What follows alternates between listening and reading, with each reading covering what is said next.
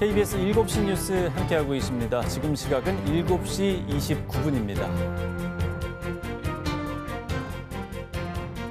택시 기사를 상대로 하는 폭행 사건이 계속 발생하고 있습니다. 그래서 일부 택시 기사들은 야간 운행에 큰 부담을 느낀다고 하는데요. 관련 내용을 원주 한라대학교 경찰행정학과 남재성 교수와 함께 분석해 보도록 하겠습니다. 어서 오십시오. 네, 안녕하세요. 네. 자, 택시기사 폭행 사건이 지금 계속 발생하고 있네요. 오히려 좀 증가 추세인 것 같습니다. 네, 말씀하신 대로 택시 운전자 폭행 사건은요. 폭행하는 당사자 그리고 운전자는 물론이고 주위의 승객 그리고 불특정 다수의 신체나 생명에 중대한 위해를 끼칠 수 있는 범죄입니다. 네. 그럼에도 불구하고 이것이 근절되지 않고 있는데요. 관련 통계를 분석해 보면 2020년도에 2,894건이었던 택시 운전자 폭행 사건이 2021년도에는 4,259건으로 대폭 증가하고 있습니다. 네. 그리고 지난해와 올해도 비공식적인 통계 결과에서는 더욱더 증가하는 것으로 분석되고 있기 때문에 택시 운전자 폭행이 우리 주위에서 거의 일상화되고 있는 것이 아닌가 이렇게 분석이 되고 있습니다. 예, 심각한 수준으로 늘어나고 있는데요. 강원도 내에서도 폭행 사건이 있었는데 어떤 사건이었습니까? 네, 대표적으로 최근 춘천지방법원에서는 60대 남성을 택시 운전자 폭행 혐의로 실형을 선고를 했는데요. 네. 징역 1년 6개월에 집행유예 3년을 선고를 했습니다. 주요한 범행 내용은 택시에 침을 뱉지 말라고 택시 운전자가 지적을 하니까 대단히 중대한 굉장히 강한 수준의 폭행을 행사한 것으로 인정되고 있고요. 예. 최근에 원주에서는 또 70대 남성이 운전 중은 물론이고 정차한 이후에 택시기사를 끌어내서 지속적으로 폭행한 혐의로 입건된 상황입니다. 예. 강원도에서는요, 최근 5년간 총 337건의 택시 운전자 폭행 사건이 벌어져서요.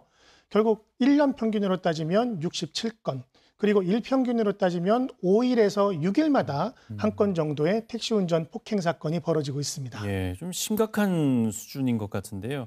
그 운전자 폭행 사건이 이렇게 계속 발생하는 이유는 뭡니까? 일단 가해자의 대부분은 주치 상태에서 범행을 저지르는 것으로 분석되고 있어서요. 네. 주치 행위 자체가 택시 운전 폭행의 중요한 인과관계를 맺고 있다라고 볼 수 있습니다. 그런데 처벌의 내용을 보면 대단히 경미하고 관대한 처분이 대부분 이를 차지하고 있고요.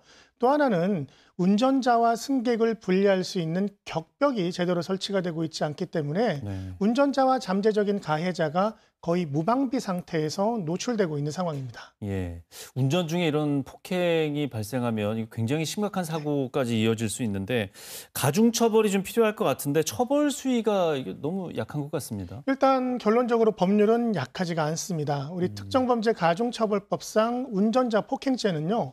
5년 이하의 징역 또는 2천만 원 이하의 벌금에 처해지고 있거든요. 네. 그런데 실제로 처벌의 내용을 보면 그렇지가 않습니다. 전체의 1%의 가해자만이 구속수사를 받게 되고요. 그리고 이렇게 수사가 이루어진 사건 중에서 약 25%만 기소가 되고 기소가 된 사건 중에서 전체의 10%만 실형을 선고받고 있거든요. 네. 나머지의 사건은 대부분 집행유예라든지 벌금형을 선고를 받습니다. 이렇게 경미한 처분이 관련된 사건들을 지속적으로 유발하는 주요한 원인이 되고 있는 것입니다. 예, 심각성에 비해서 처벌이 너무 가볍게 나오고 있는데 또 그 현행법을 보면 운행이 끝난 후에 그러니까 차를 세워놓고 밖에서 이루어지는 폭행 같은 것은 또 운전자 폭행으로 처벌이 안 되네요. 특가법상 운전자 폭행죄는요. 운전 행위가 이루어지는 과정에서의 폭행을 의미를 하거든요. 네. 따라서 정차나 주차한 이후에 차량 외부에서 폭행하는 것은 일반적인 형법상 폭행죄에 의해서 처벌을 받기 때문에 네. 처벌 수위가 상대적으로는 좀 낮다 이렇게 말씀드릴 수 있습니다. 예, 폭행 범죄 자체가 너무 좀 처벌이 너무 낮은 것이 아닌가 이런 생각이 드는데 그 택시 기사님들한테는 이런 상황들이 급증하는 범죄 자체가 굉장히 두려움을 느끼실 수밖에 없는데 운전자 폭행에 대비할 만한 방안은 어떤 것들이 지금 논의가 되고 있습니까? 네, 가장 기본적으로는 양형 기준을 상향을 해서 말 그대로 법대로 강한 처벌을 하는 것이 굉장히 중요하고요. 네. 두 번째는 이 격벽 문제를 지적하지 않을 수가 없는데요. 사실 미국이나 EU 국가들이나 아니면 일본이나 호주 이런 국가들에서는요. 격벽 설치를 대부분 의무화하고 있습니다. 그런데 우리 같은 경우는 과거에는 많이 설치가 됐지만 격벽들이 지금은 거의 사라진 상황이거든요. 네. 특히 호주 같은 경우는요. 격벽 설치는 물론이고 CCTV 설치도 의무화하고 있습니다.